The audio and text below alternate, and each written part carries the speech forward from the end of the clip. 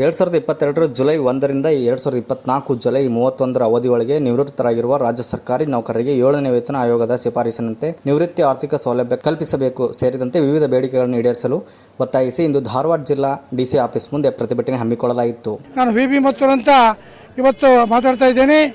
ಈಗ 7ನೇ ವೇತನದಲ್ಲಿ ಏನು ಒಂದು ತಾರತಮ್ಯ ಆಗಿದೆ ನಮ್ಮ ನಿವೃತ್ತ ಬಾಂಧವರಿಗೆ, ಅದು 1/7/22ರಿಂದ 31/7/24 ಸುಮಾರು 25 ತಿಂಗಳ ಅವಧಿಯಲ್ಲಿ ಸುಮಾರು 18,000 ನಮ್ಮ ನಿವೃತ್ತ ನೌಕರ ಬಾಂಧವರು ರಿಟೈರ್ಡ್ ಆಗಿದ್ದಾರೆ. ಅವರಿಗೆ ಸಾಕಷ್ಟು ಡಿಸಿ ಅರ್ಜಿಯಲ್ಲಿ, ಕಂಪ್ಯೂಟೇಷನ್ನಲ್ಲಿ ಮತ್ತು ಲೀವ್ ಸರೆಂಡರಲ್ಲಿ ಈ 3 ಮಟ್ಟದಲ್ಲಿ ಸುಮಾರು ಲಕ್ಷಾಂತರ ಹಣ ಅವರಿಗೆ ಅನ್ಯಾಯ ಆಗಿದೆ.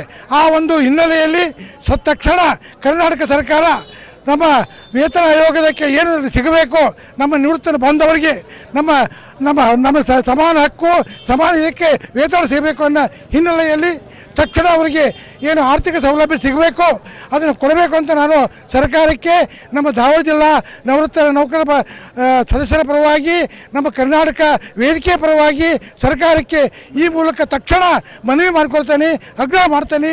ದಯವಿಟ್ಟು ಇವತ್ತನೇ ಅಧಿಸೂಚನೆಯನ್ನು ಹೊರಡಿಸಿ ಮುಂದಿನ ಆಗುಹೋಗುಗಳಿಗೆ ತಕ್ಷಣ ಫುಲ್ ಸ್ಟಾಪ್ ಕೊಡಬೇಕಂತ ನಾನು ಸರ್ಕಾರದಲ್ಲಿ ಮನವಿ ಮಾಡಿಕೊಳ್ತೇನೆ ಅಂತ ಈ ಮೂಲಕ ಹೇಳ್ತೀನಿ. ಅಕ್ಟೋಬರ್ 1 ವಿಶ್ವ ಹಿರಿಯ ನಾಗರಿಕರ ದಿನಾಚರಣೆ ಸಂದರ್ಭ ರಾಜ್ಯಾದ್ಯಂತ ಜಿಲ್ಲಾಧಿಕಾರಿಗಳ ಕಚೇರಿ ಎದುರು ಏಕಕಾಲದಲ್ಲಿ ನಿವೃತ್ತ ನೌಕರ ಕಪ್ಪು ಪಟ್ಟಿ ಧರಿಸಿ ಒಂದು ದಿನ ಧರಣಿ ಸತ್ಯಾಗ್ರಹ ನಡೆಸಿ ಜಿಲ್ಲಾಧಿಕಾರಿಗಳ ಮೂಲಕ ಮುಖ್ಯಮಂತ್ರಿಗಳಿಗೆ ಮನವಿ ಸಲ್ಲಿಸಲಾಗುವುದು.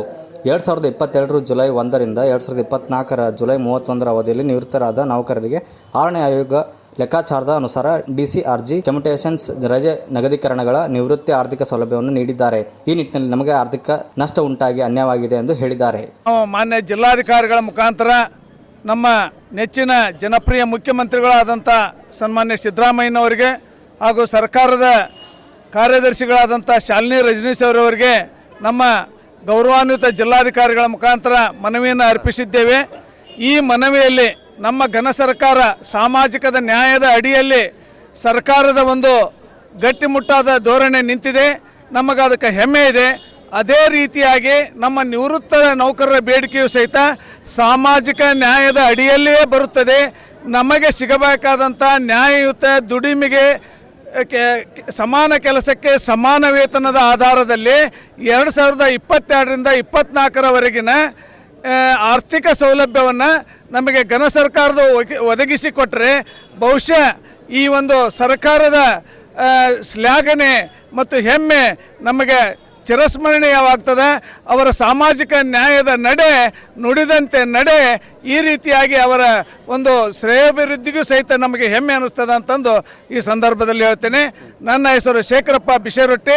ಎಲ್ಲ ವಿಭಾಗಗಳ ಮಟ್ಟದ ಸಭೆಯಲ್ಲಿ ಮಾಡಿ ನಾವುಗಳು 18/9/2024 ಬೆಂಗಳೂರಿನಲ್ಲಿ 12,000ಕ್ಕೂ ಹೆಚ್ಚು ನಿವೃತ್ತ ನೌಕರರು ಸಮಾವೇಶಗೊಂಡು ಸನ್ಮಾನ್ಯ ಮುಖ್ಯಮಂತ್ರಿಗಳಿಗೆ, ಉಪಮುಖ್ಯಮಂತ್ರಿಗಳಿಗೆ, ನಮ್ಮ ಸಂಘಟನೆಗಳ ರಾಜ್ಯಾಧ್ಯಕ್ಷರಾದ ಶ್ರೀಯುತ ಸಡಕ್ಸರಿ ಅವರಿಗೆ, ಶ್ರೀಯುತ ಭೈರಪ್ಪನವರಿಗೆ ಭಿನ್ನ ಒತ್ತಡ ಸಲ್ಲಿಸಿ ಹಕ್ಕು ಒತ್ತಾಯವನ್ನು ಮಾಡಿದ್ದೇವೆ. ಆದರೆ ಅಲ್ಲಿ ಅಷ್ಟೊಂದು ನಾವು ಸರ್ಕಾರಕ್ಕೆ ಮನವರಿಕೆ ಮಾಡಿದಾಗಲೂ ಕೂಡ ಘನ ಸರ್ಕಾರ ನಮ್ಮ ಮನವಿಗೆ, ನಮ್ಮ ಕರೆಗೆ, ನಮ್ಮ ಒಂದು ಸತ್ಯಾಗ್ರಹಕ್ಕೆ, ಹೋರಾಟಗಳಿಗೆ ಇನ್ನೂ ತನಕ ಕಿವಿಗೊಡಲಿಲ್ಲ.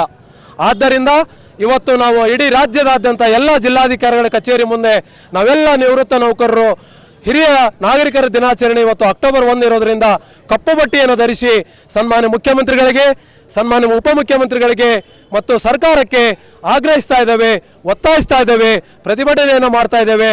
ನಮ್ಮ ಧ್ವನಿಯನ್ನು, ಕೂಗನ್ನು ಕೇಳಿ ಇನ್ನೂ ಕಾಲ ಮಿಂಚಿಲ್ಲ, ಇವತ್ತೇ ನೀವು ನಮ್ಮ ಮಾತುಕತೆಗೆ ಆಹ್ವಾನಿಸಿ ನಮ್ಮ ಬೇಡಿಕೆಯನ್ನು ಈಡೇರಿಸಬೇಕು ಅಂತ ಧಾರವಾಡ ಜಿಲ್ಲಾಧಿಕಾರಿಗಳ ಕಚೇರಿಯ ಮುಂಭಾಗದಲ್ಲಿ ನಮ್ಮ ಧರಣಿ ಸತ್ಯಾಗ್ರಹದ ಮೂಲಕ ಆಗ್ರಹಿಸ್ತಾ ಇದ್ದೇವೆ.